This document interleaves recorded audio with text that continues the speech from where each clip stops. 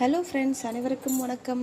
இன்றைக்கி நம்ம என்ன பார்க்க போகிறோம்னா, கமகரமன்னு ஒரு காய் போட்ட சாம்பார் தான் பார்க்க போகிறோம். வாங்க எப்படி செய்யறதுன்னு பார்க்கலாம்.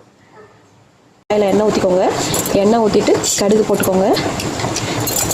கடுகு லைட்டாக பொரிஞ்சதுக்கப்புறமா வெந்தயம் கொஞ்சமாக எடுத்து வச்சுருக்கேன். வெந்தயம் போட்டுக்கலாம். காய்கறி கட் பண்ணி வச்சுருக்கேன். பருப்பு வேக வச்சுருக்கேன். புளியும் ஊற வச்சுட்டேன். பூண்டு உரிச்சிட்ருக்கேன். அப்புறம் மாங்காய் கட் பண்ணி வச்சுருக்கேன். வாங்க எப்படி செய்யறதுன்னு பார்க்கலாம். ஒரு 5 பல் பூண்டு போட்டுக்கலாம். வெங்காயம் எடுத்து வச்சுருக்கேன். சின்ன வெங்காயம் போட்டுக்கலாம். கருவேப்பிலை கொஞ்சமாக போட்டுக்கலாம். இப்போ 2 தக்காளி கட் பண்ணி வச்சுருக்கேன். அதையும் போட்டுக்கலாம்.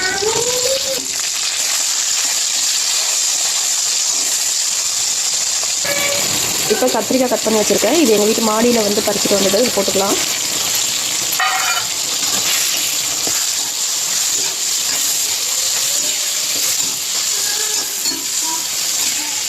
மஞ்சள் சேர்த்துக்கோங்க. உப்பு குழம்புக்கு தேவையான அளவு. பெருங்காயத்தூள் கொஞ்சம்.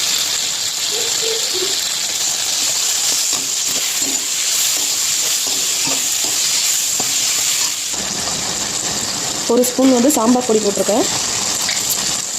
குழம்பு மிளகாய்த்தூள் 1 ஸ்பூன்.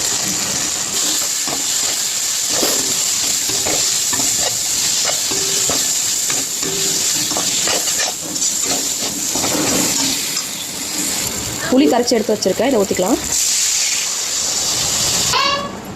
இப்போ மாங்காய் முருங்கைக்காய் ரெண்டுமே போட்டுக்கலாம்.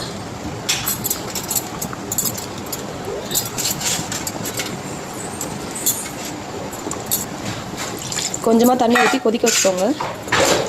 இது கொதிச்சதுக்கப்புறமா பருப்பு தண்ணி போட்டுக்கலாம். மாங்காவும் முருங்காவும் பாதி வெந்துருச்சு. இப்போவே சாம்பார் ஸ்மெல் வர ஆரம்பிச்சிருச்சு. இப்போ பருப்பு ஊற்றிக்கலாம். பருப்பு இந்த அளவுக்கு நான் வேக வச்சு எடுத்து வச்சுருக்கேன் திக்கா.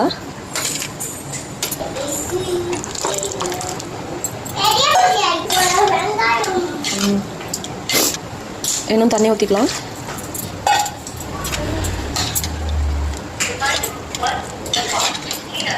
இப்போ இது ஒரு 5 நிமிஷம் கொதிக்க விட்டு ஆஃப் பண்ணிக்கலாம்.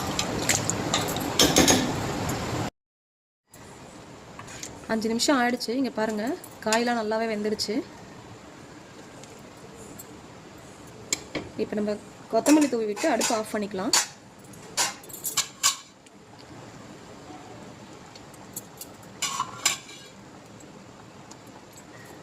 அவ்வளோதான் ஃப்ரெண்ட்ஸ், சாம்பார் ரெடி ஆகிடுச்சு. இந்த வீடியோ உங்களுக்கு பிடிச்சிருந்தா மறக்காமல் லைக் பண்ணிக்கோங்க. யூஸ்ஃபுல்லாக இருந்துச்சுன்னா உங்கள் ஃப்ரெண்ட்ஸுக்கும் ஷேர் பண்ணுங்கள். பாய் பாய்.